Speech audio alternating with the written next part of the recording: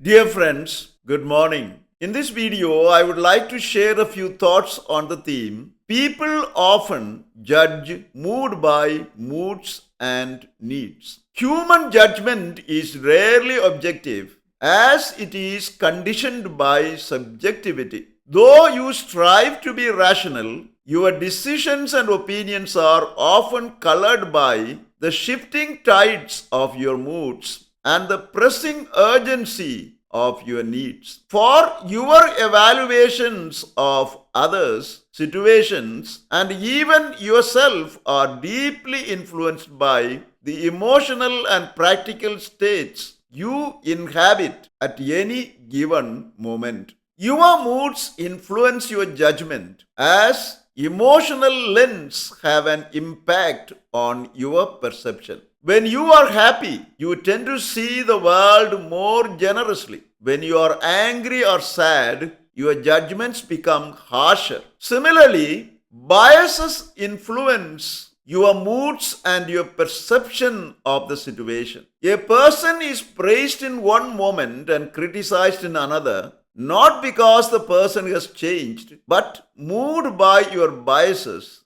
that change your moods. For instance, a teacher in a cheerful mood may overlook small mistakes, while in a stressed mood, he may find the same errors intolerable. A friend's joke may be delightful when you are relaxed, but irritating when you are anxious. Similarly, your needs, particularly self interest and survival instinct, play a significant role in shaping your judgment. Your self interest often dictates how you perceive others. If someone fulfills your need, you judge them kindly. If they obstruct it, you judge them harshly. Similarly, your survival instinct determines your perception of others. At times of scarcity, you may judge situations and individuals based on immediate benefit rather than fairness and justice. For instance, a hungry person may judge food as delicious even if it is simple.